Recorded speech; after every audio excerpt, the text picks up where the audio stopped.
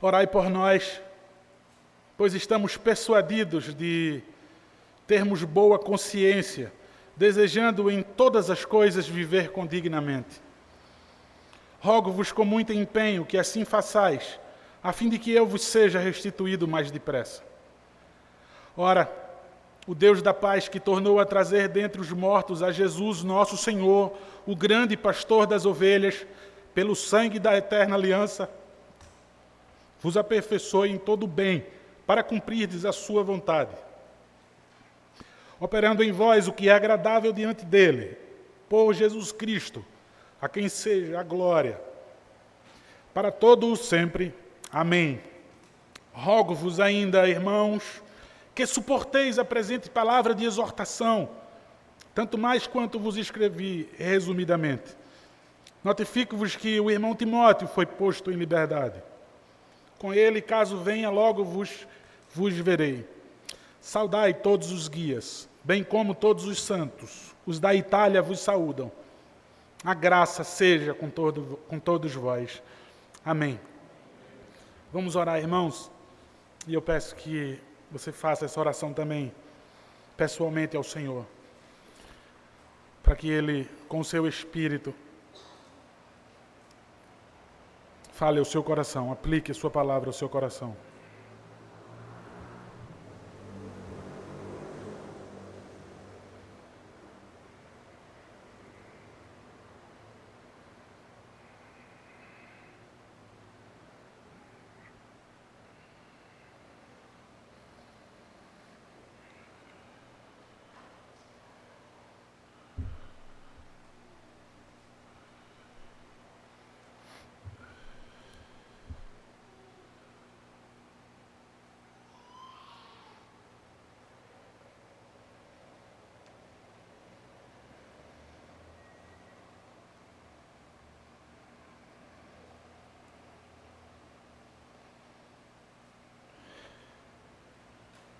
Louvado seja, Pai, o Senhor,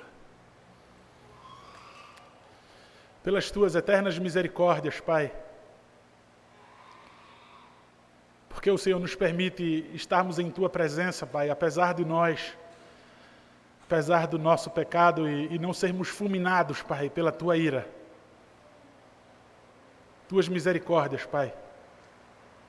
Pedimos que agora, Deus, por esse meio de graça maravilhoso, pelo qual nós fomos salvos, Deus, que o Senhor nos aperfeiçoe, Deus, para que assim possamos habilitados, Deus, fazer a Tua vontade.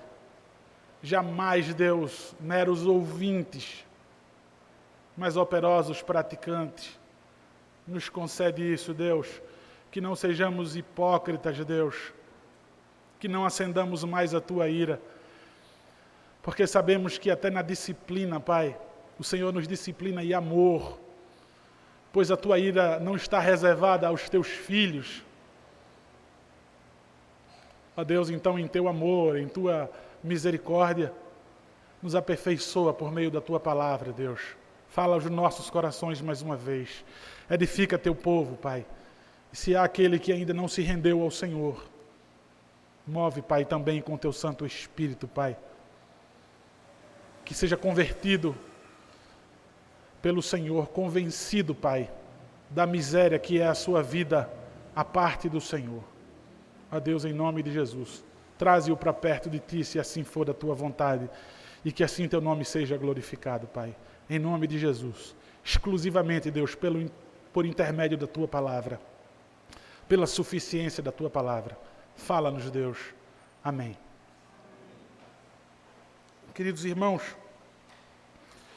quando nós chegamos no final dessa carta, nós entendemos que há uma tensão entre o autor da carta, certamente um apóstolo que não se identificou, mas para que tivesse autorização para que escrevesse às igrejas, ele teria que ser um apóstolo. E até porque no finalzinho agora, ele fala sobre a ressurreição de Cristo, e somente aquele que foi testemunha ocular é um apóstolo.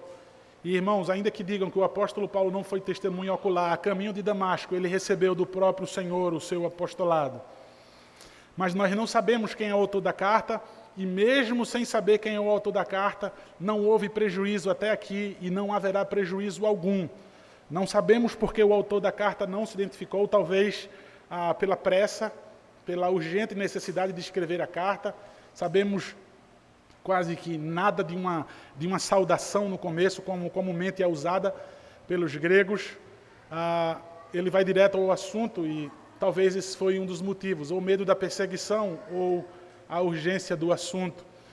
Mas o autor de Hebreus também não identifica aonde é a localização dos seus destinatários, mas quando também não há prejuízo. O que nós sabemos é que eles eram hebreus e que havia uma tensão entre eles, porque eles não estavam entendendo a supremacia de Cristo. Simplesmente, queridos, por causa do se desprender, do abandonar de tradições, o abandonar de ritos, o abandonar costumes, o abandonar, eu posso dizer, a sua religião. O ensino sobre o sacerdócio de Cristo e a sua supremacia estava deixando aqueles irmãos super desconfortáveis, crentes judeus super desconfortáveis.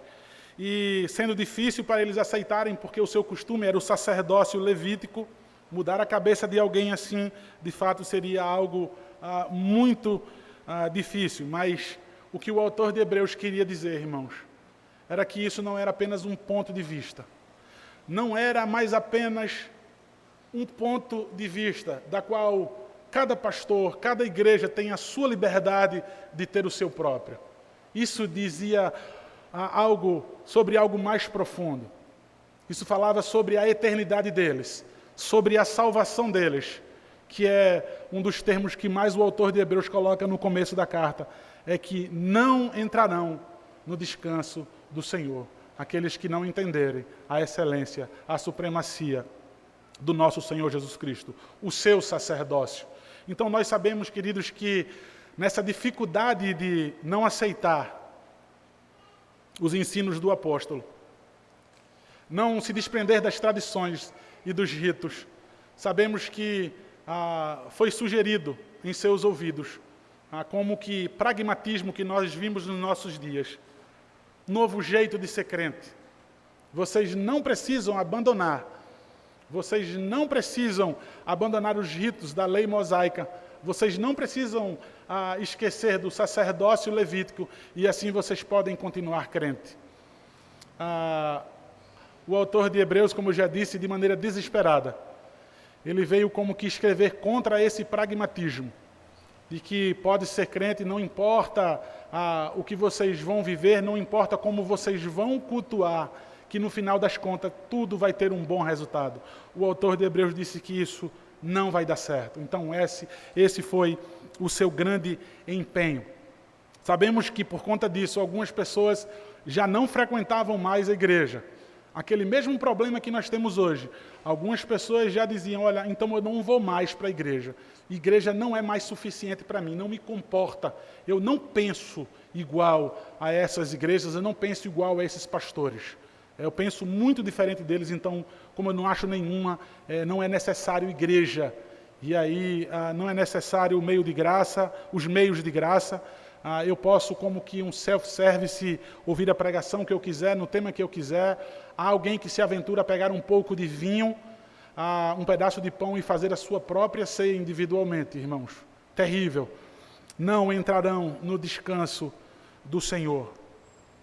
O autor de Hebreus, sabendo que havia esse grande problema de alguns até que não abandonavam a igreja, mas que iam para a igreja, não aprendiam, eram como meninos, crianças, não cresciam, era preciso que se ensinasse cada vez mais a mesma coisa, e eles não chegavam ao pleno conhecimento do Senhor Jesus Cristo.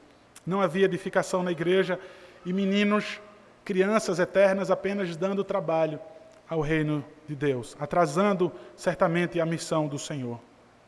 Depois, queridos, de tanta doutrina, depois de tanta exortação, nesses últimos versículos, o autor de Hebreus, ele pede oração por ele, faz oração pela igreja, estampa novamente diante dos seus olhos os princípios fundamentais da fé cristã.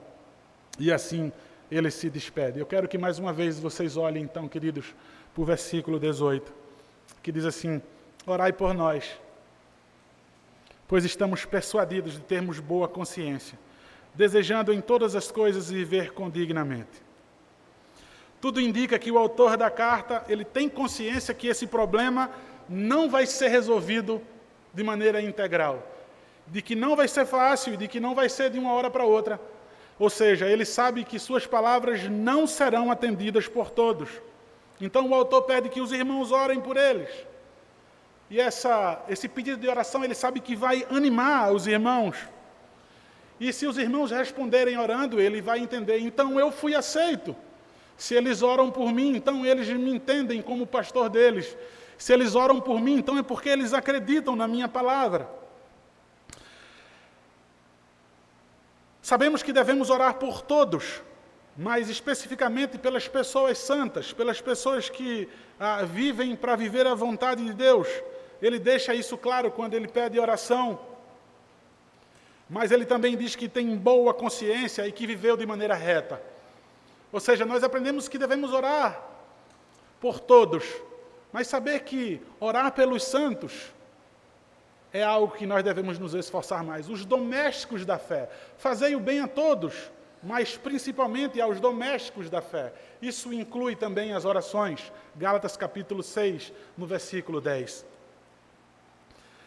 Notavelmente, a sua vida sendo vivida foi vista pelos hebreus. Então ele diz: orem por mim, porque vocês sabem como nós vivemos. Vocês, ou seja, podem acreditar em mim como sendo um servo de Deus e continuar com suas orações. Então, mencionar a integridade da sua consciência e sua vida reta serviu para aumentar o encorajamento da preocupação da igreja com a vida do seu pastor. É como se o autor dissesse: olha, eu entendo o desconforto de vocês. Eu entendo que ouvir essas coisas, abandonar essa tradição de vocês, que há tantos e tantos anos seus pais viviam, que vocês também conheceram. Eu sei que isso é super desconfortável, mas eu não tenho nenhuma má intenção. Quando ele apela para a sua consciência e para a sua vida íntegra vivida entre deles, ele está dizendo: vocês não precisam duvidar de mim. Vocês sabem como eu vivi. Então, dentro de mim e fora de mim, vocês sabem que eu não tive má intenção nenhuma. Eu estou pregando a verdade. Em resumo, o que ele quer dizer é: confiem em mim. Confiem em mim. Queridos, orem por mim. Charles Spurgeon, o grande pregador inglês, certa vez ele, num momento de conflito dentro dele, de insatisfação com a igreja, ele disse: olha, se vocês forem parar de orar por mim, me avisem, porque eu também vou parar de pregar. Certamente, irmãos, nós vemos que o autor acende aqui uma cooperação da igreja com o seu ministério pastoral. Ele sabe que é necessário que os ouvidos estejam alargados e que aquilo desça para os seus corações. Então, a primeira coisa, sabendo que havia uma dificuldade, que havia uma tensão entre o pregador e aquela igreja, por causa da doutrina, ele diz: ora por mim. Orem por mim, porque vocês sabem, mais uma vez, queridos, por dentro e por fora, como eu vivi e como é que eu penso. Então, o versículo 19 diz: rogo-vos com muito empenho que assim façais, a fim de que eu vos seja restituído mais depressa. Rogo-vos com muito empenho. Eu faço um apelo profundo e emotivo, que, por favor, vocês me escutem e orem por mim, porque eu preciso da oração de vocês. E eu tenho certeza que se vocês orarem e suplicarem a Deus, eu serei restituído. Ou seja, eu estarei com vocês de novo. Toda a distância, seja lá qual for a indiferença, seja lá o que aconteceu entre eles, o que ocasionou, ele não está presente. Ele sabe que vai ser restituído de volta. E sabe que tanto ele quanto a igreja serão abençoados. Rogo-vos que, por favor, com muito empenho, vocês façam, que vocês atendam o meu apelo, porque eu vou ser restituído. Queridos, não há nada de mais duro, de mais severo para uma igreja, quando Deus retém a sua mão e ele impede que haja ali naquela igreja ministros fiéis para pegar a sua palavra. Não há punição maior para a sua igreja quando a igreja é abandonada na mão de stand-uppers, de piadistas, de noveleiros, de alguém que gosta de conversar, jogar a conversa fora, de alguém que não ama a Escritura Sagrada. Ele faz e faz chover, e faz acontecer, e faz luzes piscarem, coisas que nos impressionam, coisas que aparentemente enchem o nosso coração. Entramos, saímos, vivemos vazios, então não existe punição maior para uma igreja, por mais abarrotada que seja de pessoas, do que Deus reter a sua mão e não conceder ali ministros fiéis que preguem a sua palavra. Então o autor de Hebreus sabia, eles não poderiam ficar sem pastor ali e sem a sua presença. Orem, eu peço que façam isso com empenho, porque se vocês fizerem, vocês vão ter o pastor de vocês de volta, e vocês vão ter a exposição bíblica, vocês vão ter aquilo que vocês precisam. Então ele expressa o seu desejo de continuar pastoreando os hebreus. O versículo 20 diz, ora, o Deus da paz, que tornou a trazer dentre os mortos a Jesus, o nosso Senhor, o grande pastor das ovelhas, pelo sangue da eterna aliança. Os versos que precedem, irmãos, como eu já disse agora há pouco, ele pede oração por ele, mas agora é ele que faz a oração. Ele finaliza essa carta, se nós prestarmos atenção no começo dela, com a mesma riqueza doutrinária. Ele finaliza a carta com a mesma riqueza doutrinária que começou. Ele diz o Deus da paz. Ele não fala a paz de Deus, mas ele fala o próprio agente pacificador, aquele que pode acabar com a desconfiança de vocês, aquele que pode acabar com a subestimação de vocês, aquele que pode acabar com o dissentimento, com a nossa distância. Então ele ora pela igreja e diz que esse Deus da paz, que tornou a trazer dentre os mortos a Jesus, o Senhor, ou seja, queridos, ele traz a doutrina da ressurreição, ele estampa novamente a doutrina da ressurreição, que é fundamental à fé cristã. Todo crente genuíno, ele precisa saber sobre a riqueza do porquê ele vive, do porquê Cristo vive. Nós podemos ter um conforto, nós podemos ter alívio, ainda que vivendo na Babilônia dos nossos dias, ainda que vivamos aflições nesse mundo, porque Ele vive, nós podemos nos sentir seguros, irmãos, porque é o sangue da eterna aliança que está sobre nós.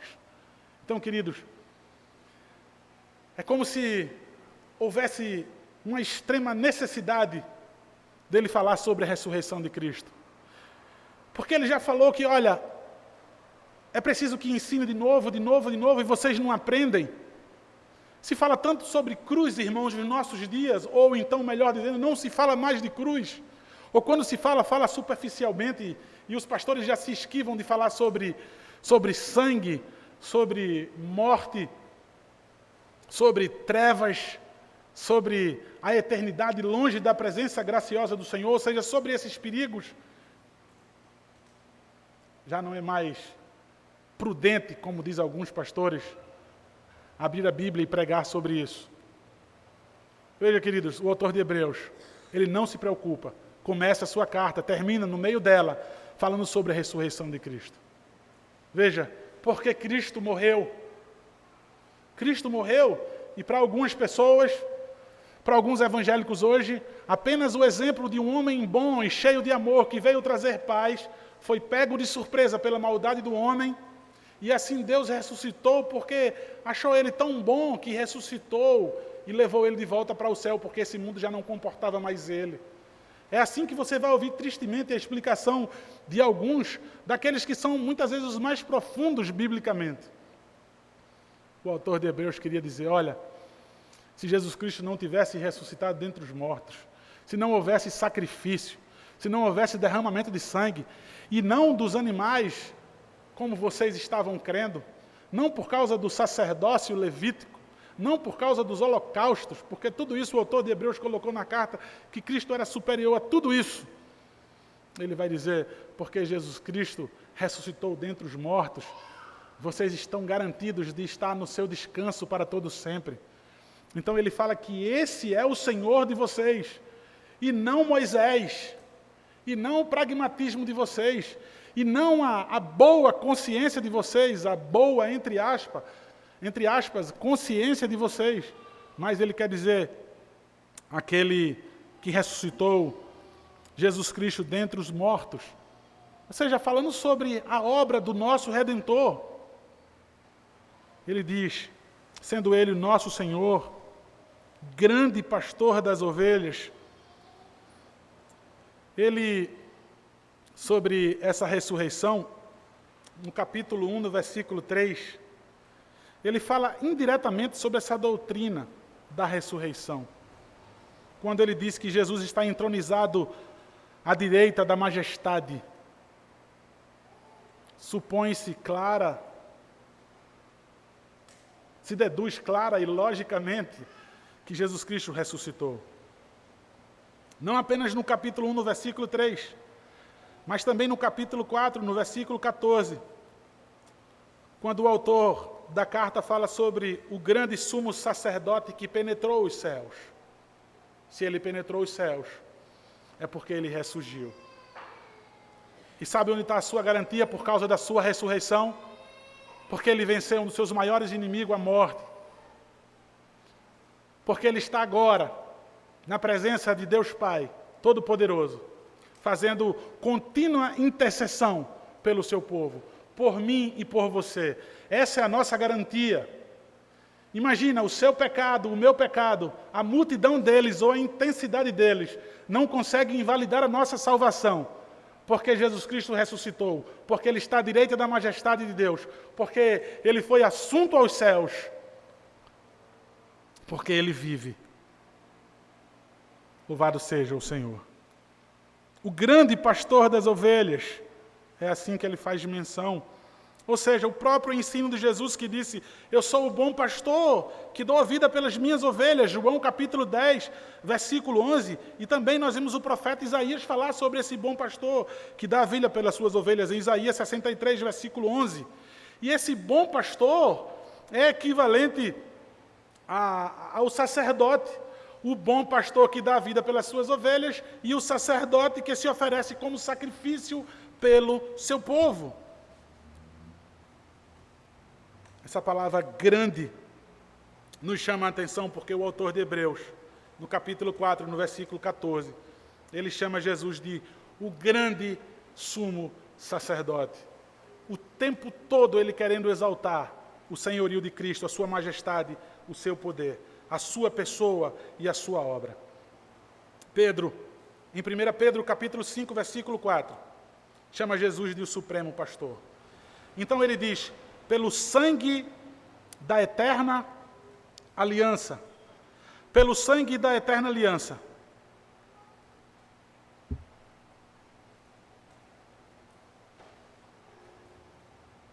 Os leitores dessa carta eram, por demais, conhecedores do Antigo Testamento.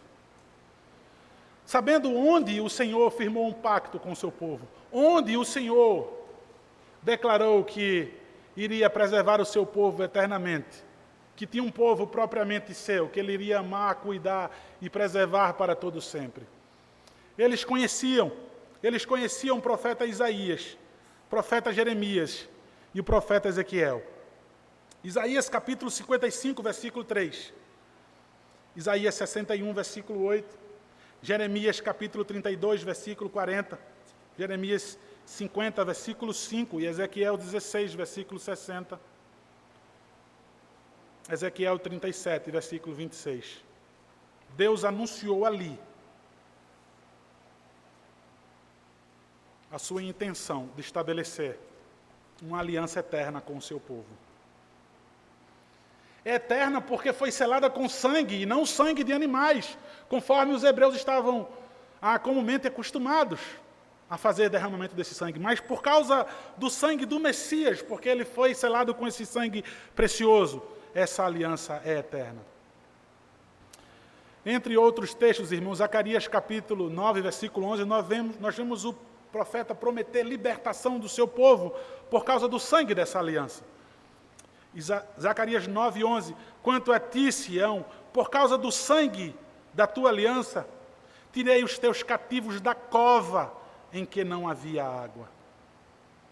E aí o autor de Hebreus segue falando, fazendo menção ao nome Jesus, e não ao nome Cristo, ou seja, ele queria trazer memória a obra terrena de Cristo e mais uma doutrina além da obra, a sua humanidade.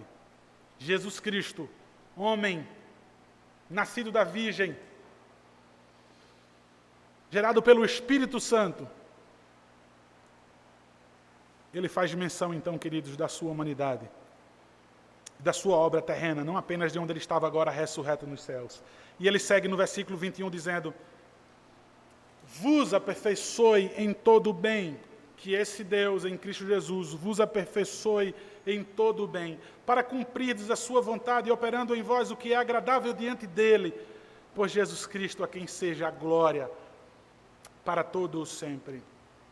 Amém. Irmãos, eu me emocionei na leitura e fico me contendo para não me emocionar, porque certa vez eu fui pesquisar o porquê é que alguns autores, de vez em quando no meio do texto, eles fazem isso. Por Jesus Cristo, a quem seja a glória para todo o sempre. Amém. Isso não são gírias, dizeres populares, coisas que se abre a boca para falar sem nenhum sentido, sem saber o significado, só porque ouviu e faz repetições.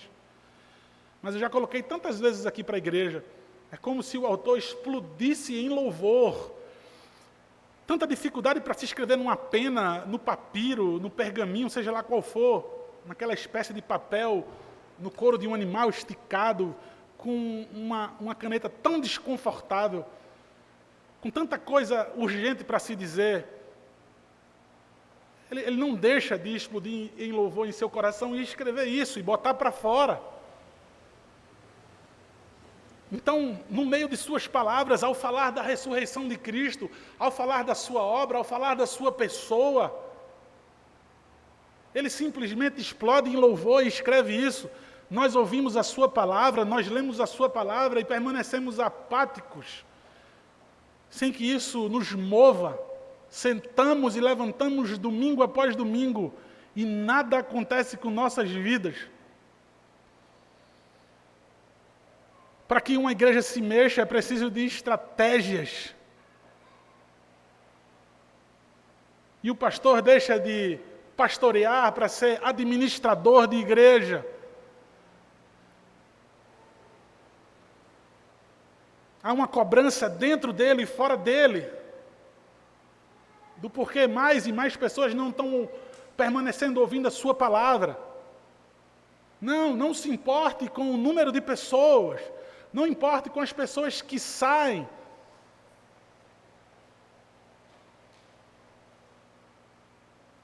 Se o meu desejo, cada vez que eu subo ao púlpito, ou cada vez que eu falo aí embaixo para as pessoas acerca do meu Salvador, é como um mendigo mesmo, desesperado, faminto, sabendo a minha condição, mas tentando persuadir outro a que vá até o pão e coma e se sacie.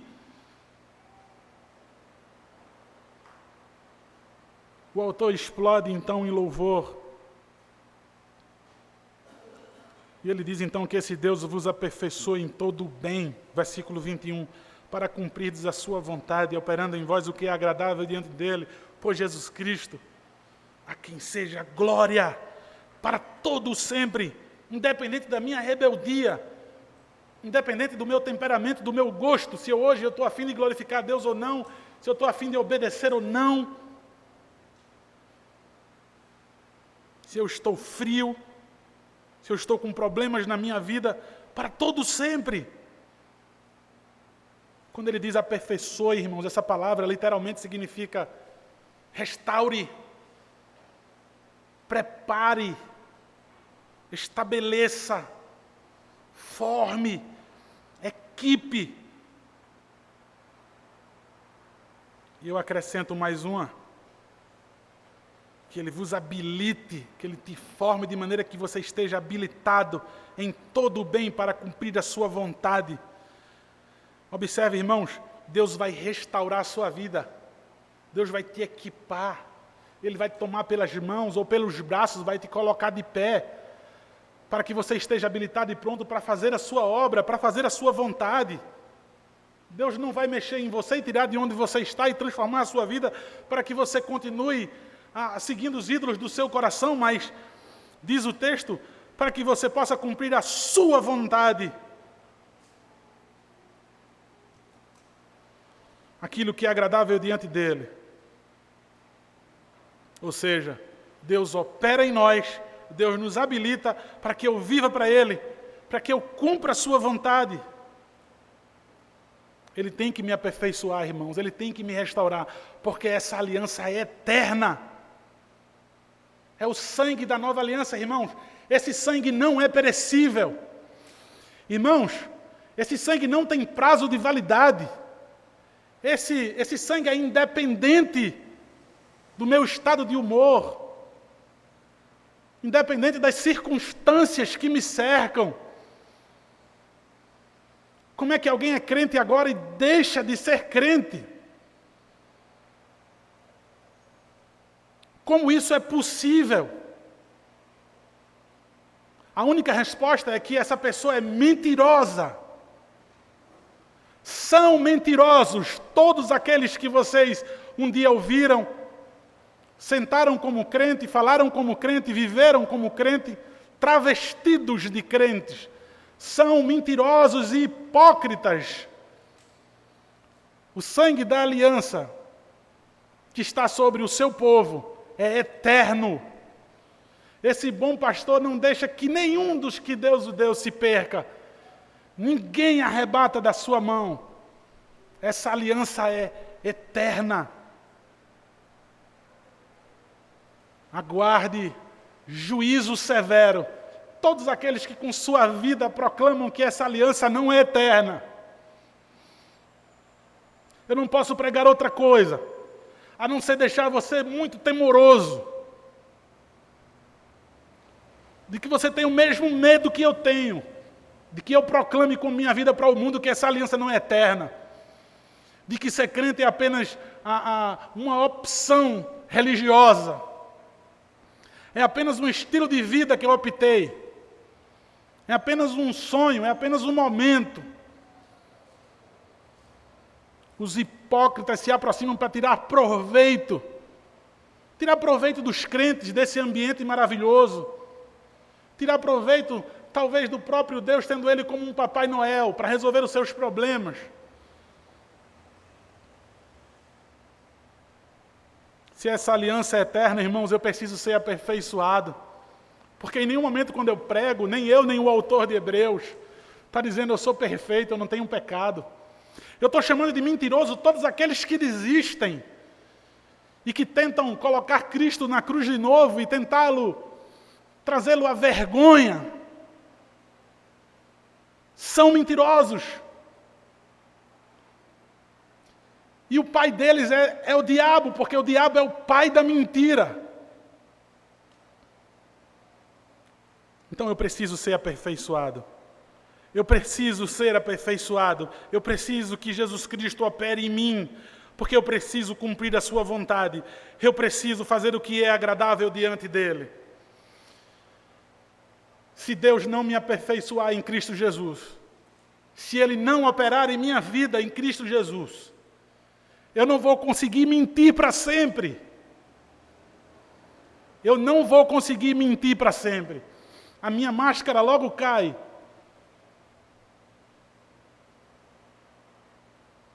O apóstolo Paulo, quando escreve aos Filipenses, ele diz algo parecido no capítulo 2, no versículo 12 e 13. Ele diz assim: pois, amados meus, como sempre obedecestes, não só na minha presença, porém, muito mais agora na minha ausência, desenvolvei a vossa salvação com temor e tremor, porque Deus é quem efetua em vós tanto o querer como o realizar, segundo a sua boa vontade. O autor de Hebreus diz: operando em vós aquilo que é agradável diante dele. Essa mesma oração, queridos, nós precisamos fazer pela igreja. Que Deus opere cirurgicamente em nós, removendo o nosso coração, os nossos ídolos, deitando fora todos eles, emudecendo todas as vozes do nosso coração, para que a gente ouça apenas a dele.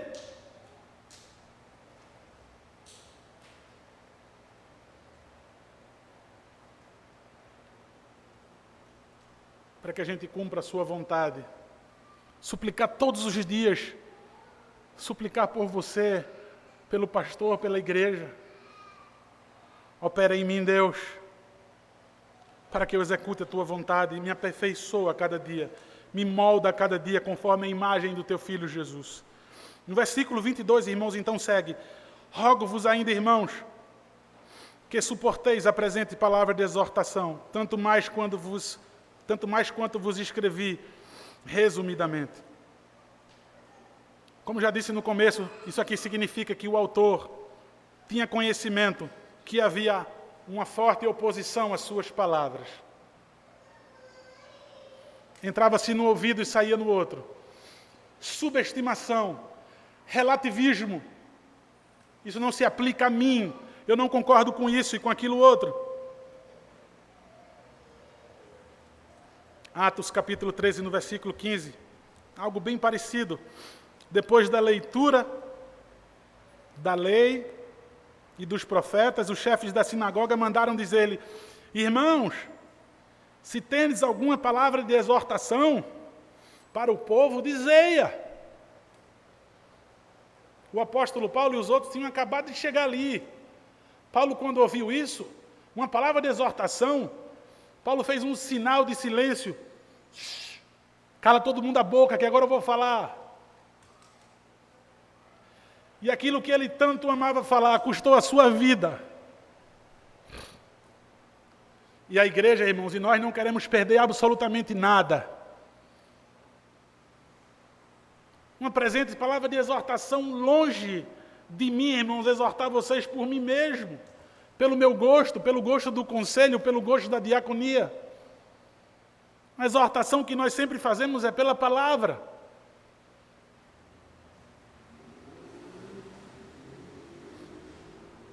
Exortar, literalmente, trazer e sentar do lado, para que seja ouvido. Presta atenção no que eu vou falar para você. Isso custa a tua vida. Ele diz: tanto mais quanto vos escrevi resumidamente, irmãos. Alguns comentaristas bíblicos dizem que Hebreus poderia ser lido num culto. Não faço isso, irmãos, porque alguém vai dizer: que invenção desse pastor. Era só um capítulo que lia, agora ele quer ler um livro todo na hora do culto. Mas, de fato, é pequeno. Mas poucos versículos, poucos instantes numa pregação, já nos causa desconforto e nos remexemos por dentro, externizamos isso de maneira que não suportamos ouvir. Isso é uma carta. E ele escreveu, de fato, resumidamente. Não é um tratado teológico, ainda que tenha tanta riqueza teológica, mas é uma carta. Toda a estrutura dela diz que é uma carta. E é uma carta exortativa. É uma carta exortativa. Então ele está dizendo: olha, mantenham-se firmes, escutem a minha exortação, não acovardem, não relativizem a palavra, aquilo que eu falo a vocês, a minha pregação, a ponto de vocês deixarem de congregar como é costume de alguns. Eu vou mudar de igreja. Eu já disse tanto a vocês, irmãos, como é que vai ser no céu quando você tiver que ver o seu outro irmão lá? Como é que vai ser no céu para você ter que olhar para a minha cara, porque você saiu daqui com raiva de mim e sem gostar de mim, por conta da minha exortação? Porque se for pelas minhas piadas ou qualquer outra habilidade, nenhum de vocês estariam aqui. Mas eu acredito que vocês permanecem pelo compartilhar, pela fé mútua, minha e de vocês, porque nós podemos compartilhar alguns dons, como o apóstolo Paulo escreve no primeiro capítulo aos Romanos. Então ele segue dizendo: irmãos, fiquem firmes, suportem, Versículo 23, ele vai dizer: notifico-vos que o irmão Timóteo foi posto em liberdade. Com ele, caso venha logo, vos verei. Irmãos, alguém que não gosta de deduzir da Sagrada Escritura sou eu. Então, não se sabe se é Timóteo companheiro de Paulo. Tudo indica que seja, tá? Mas, enfim, o que ele está dizendo é que esse Timóteo é irmão na fé e que ele sabe que vai contribuir na vida dos hebreus. Então, ele está dizendo para animar os irmãos: olha, Timóteo foi preso. Em nenhum lugar se sabe se Timóteo foi preso. Em nenhum lugar. Se for o mesmo Timóteo de Paulo, não sabemos sobre a sua prisão. Mas aqui diz que esse Timóteo foi preso. Então ele diz: olha, com ele eu vou estar aí com vocês. Ou seja, vocês vão ter uma dose dupla de ouvir a pregação da palavra. Vocês vão estar abastecidos da pregação da palavra de Deus. Ou então de mais algum irmão que com o seu dom possa abençoar a igreja. O versículo 24 diz: saudai todos os vossos guias, bem como todos os santos, os da Itália vos saúdam. Irmãos, nós não sabemos se o autor de Hebreus estava na Itália, se ele estava em Roma, né? O que tudo indica, como eu já disse, ele estava em Roma. A igreja estava em Roma, ele estava distante de lá, em outra cidade. Ele pode ter escrito de lá da Itália, ou então está dizendo que os irmãos de lá saúdam, ou seja, é mais dedução que eu não me prendo a fazê-la, irmãos. A Bíblia não fala, não há clareza, e isso não prejudica em nada o texto, mas o texto nos chama a atenção sobre os guias, pois é a terceira vez nesse capítulo que ele fala sobre os seus líderes, sobre os pastores da igreja. Ele diz, olha, versículo 7, versículo 17 e o versículo 24. No 7 ele diz: vocês devem lembrar e devem imitar os guias de vocês. No versículo 17 ele diz: vocês devem obedecer, porque eles têm autoridade. E no versículo 24 eles recebem saudações. É como, irmãos, ele fizesse uma clara distinção entre os pastores da igreja e os membros da igreja, do qual ele chama de santos, ou seja, em determinado ponto, em nada são menores do que os pastores. São santos e diante de Deus somos todos iguais. Mas Deus colocou algum para serem pastores, mestres, para serem seus guias. E aqui ele faz menção 3 vezes. E nessa saudação, ele diz, numa distinção clara: os líderes de vocês e vocês, igreja. É como se eu pudesse não falar o nome de outros visitantes, mas dizer: hoje nós temos a presença do reverendo Alan Kleber aqui. É líder da igreja. Deve ser tratado com honra. Porta-voz da palavra do Senhor. Excelente obra que almejou e tem executado pela graça do Senhor. Então, queridos, os líderes devem ser lembrados e imitados, obedecidos pela sua autoridade.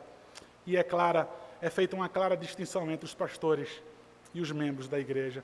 Ele assim finaliza e diz: a graça seja com todos vós. Ouçam os líderes da igreja: a graça seja com todos vocês. Queridos, isso posto, eu evitei fazer toda a introdução da carta aos Hebreus para que não se demorasse muito na exposição. Mas, queridos, depois de tudo que foi exposto nessa carta, a você que vem acompanhando desde o começo, ou pelos vídeos na internet, mais de um ano que temos, pela graça do Senhor, pregado nessa carta. Será que nós fomos convencidos pela palavra de Deus? Ou nós iremos permanecer firmes nas nossas tradições, porque são familiares, ou seja lá qual for o outro mérito que você traz nessas tradições? Ou até mesmo novidades. Tratando as coisas de Deus, será que assim vamos permanecer como mero ponto de vista? Como eu disse no começo, que cada um tem a liberdade de ter o seu. Olha, todos nós somos crentes, Deus é um só. Essa é a linguagem torpe dos nossos dias. Todo caminho dá à venda. É isso que tem sido anunciado. A palavra do Senhor já não é mais regra. Sabe o que é dito por aí? Que aquilo que não é proibido é permitido. Quando o que nós aprendemos é, se não foi ordenado, jamais. Podemos ser ousados de pensar em nossos corações, em assim acrescentar no culto ou numa forma de viver diante de Deus, de viver a sua vontade. Será que fomos persuadidos, convencidos pela palavra, transformados? Ou permanecer obstinados naquilo que foi cauterizado em nossos corações? Obstinados, ou seja, ninguém me convence do contrário. É assim que eu penso, é assim que eu aprendi e eu cresci desse jeito. Eu queria tirar pelo menos 3 coisas, irmãos, 3 aplicações, bem rápido, para que a gente possa guardar em nossos corações, diante do texto que foi exposto. Jamais, irmãos, confie na sua consciência. Jamais confie no seu coração. Nós vimos que no versículo 12, no versículo 18, me perdoem, ele fala sobre a sua consciência. Estamos persuadidos, convicção de termos boa consciência. Sempre que senta um pecador obstinado lá no gabinete, é incrível como ele apela para a sua consciência. Ah, eu estou em paz. Eu não tenho nenhum problema com isso. Vocês é que estão errados. Então eu digo assim, prova. Abre a Escritura e prova biblicamente que o culto está errado ou que tua conduta de vida está certa. Sempre há um apelo para a consciência. A primeira coisa, não confie na sua consciência. Não confie no seu achismo. Não confie na sua dedução. Não confie no seu coração, mas confie na palavra de Deus.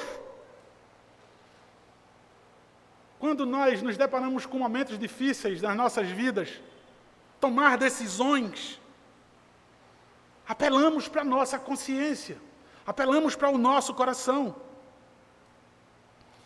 Mas nos detendo não a exemplos do nosso cotidiano, mas o problema da igreja dos hebreus, ou seja, a doutrina.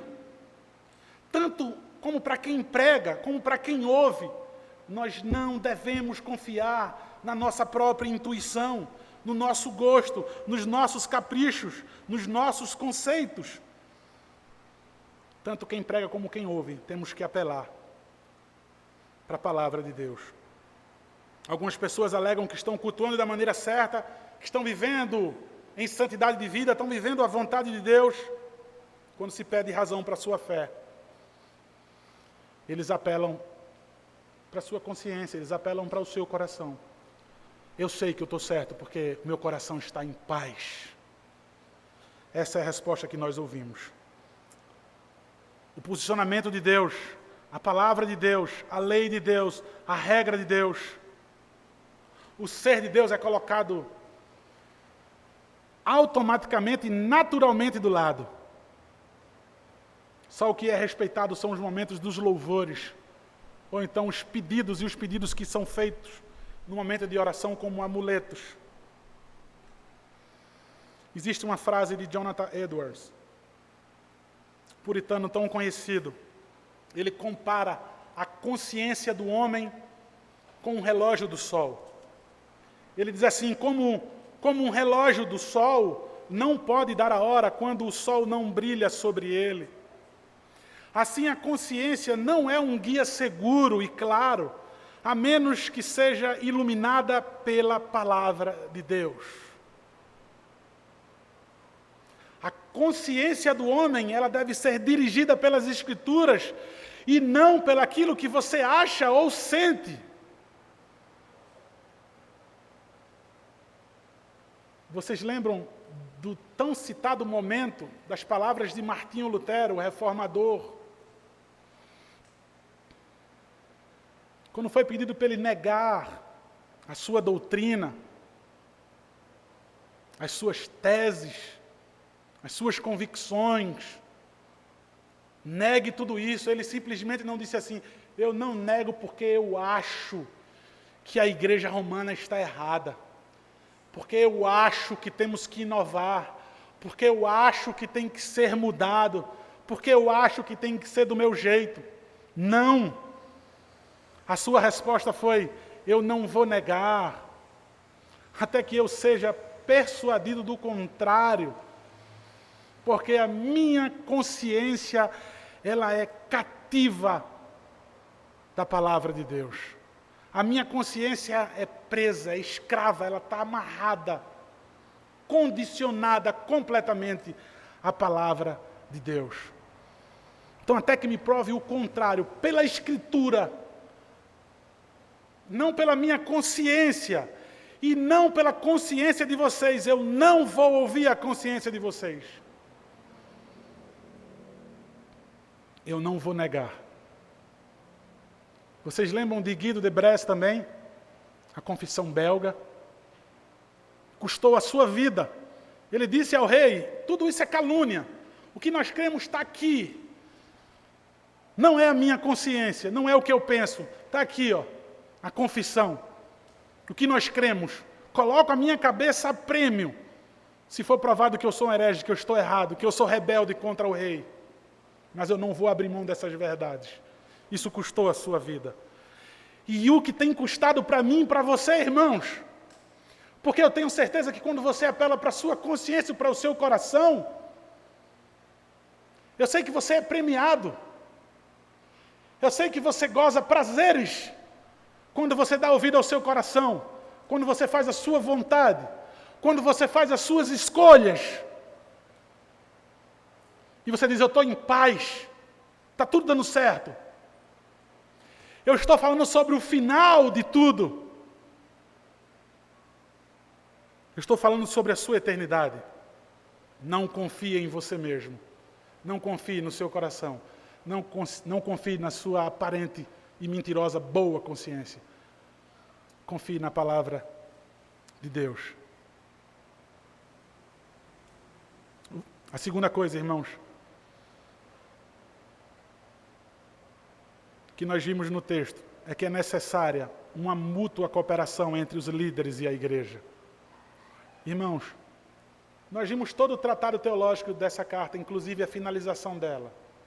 Ressurreição de Cristo, sua supremacia, sua humanidade, tantas e tantas coisas. Mas a presente palavra é de exortação. Então ele quer dizer: olha, nesse final, não confie em vocês. Ele vai dizer: deve haver uma mútua cooperação entre os pastores e a igreja. Pastor sozinho não vai conseguir construir um ministério.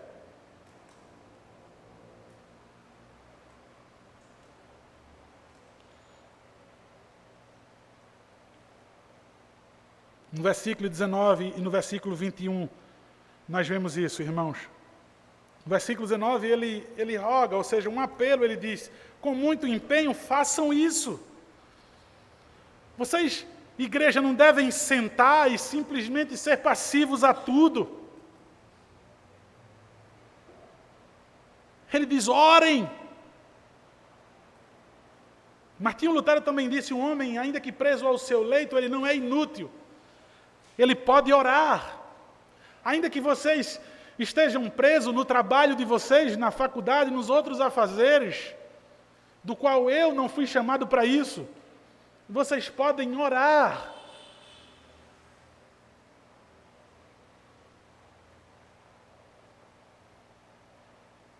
Deve haver uma cooperação. Me permitam voltar ao exemplo de Charles Spurgeon. Se vocês forem parar de orar, me avisem, porque eu irei parar de pregar. Eu posso adaptar isso, irmãos, e dizer para vocês: eu não vou parar de pregar porque eu não sei fazer outra coisa. Porque eu não fui chamado para fazer outra coisa. Mas eu vou pregar e vou sempre ser um fracasso. E essa igreja vai sempre ser um fracasso. Se vocês não orarem, se vocês não arregaçarem a manga, se vocês não acordarem para essa responsabilidade da qual Deus está aperfeiçoando vocês agora pela sua palavra, da qual Deus está operando no coração de vocês agora, para que vocês orem. Deus vai lhe aperfeiçoar, habilitar vocês para que façam a sua vontade. É isso que diz o versículo 21. Orem, orem e se preparem, porque Deus já vem com o bisturi.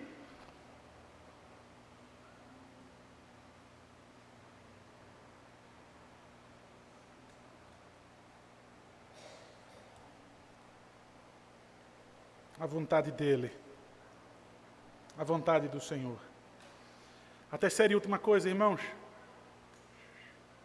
além de não confiar em si mesmo e de ser necessária para a igreja uma mútua cooperação entre os líderes e a membresia.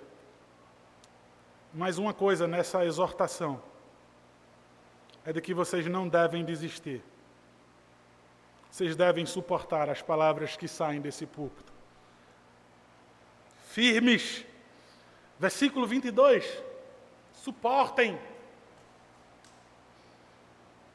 Duro é ouvir esse discurso. Nós queremos comer pão. Nós queremos que o Senhor resolva os nossos problemas. Nós não queremos saber do pão vivo que desce do céu. Duro é ouvir essas coisas. Ou então,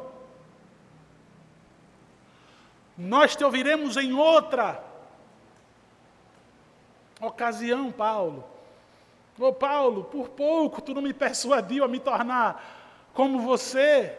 E aí Paulo responde, quem dera, se por pouco ou por muito, você fosse igual a mim, sem ser com essas cadeias aqui.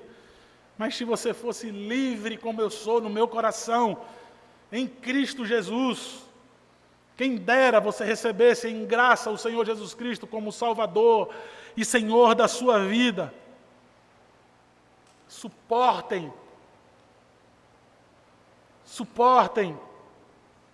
a preciosa palavra do Senhor, ainda que fira essa espada de dois gumes, ela fere para cirurgicamente remover aquilo que é mal. Ela fere para tratar você e para curar você, para te aperfeiçoar. Então não desistam. Hebreus, não deem um passo sequer atrás. Castelo Forte, avante em direção a Cristo, em direção à morada celestial. Vocês só vão conseguir aplicar essas coisas na vida de vocês. Essas três coisas. Se vocês não subestimarem os líderes de vocês. É assim que ele termina. Saudai os vossos guias. Em nenhum momento esqueçam deles. Daqueles que foram imbuídos. De apenas expor a preciosa palavra. Aqueles que foram chamados não para pregarem a sua boa consciência, mas para anunciar Cristo e esse ressurreto dentre os mortos. Aquele que está sentado à direita do Pai. Aquele que vive e reina em supremacia para todo sempre. Queridos, ao ouvir essas palavras, nós deveríamos explodir em louvor em nossos corações. Então façamos isso, queridos, agora. Fiquemos de pé e louvemos ao nome do nosso Deus Todo-Poderoso, por Cristo Jesus.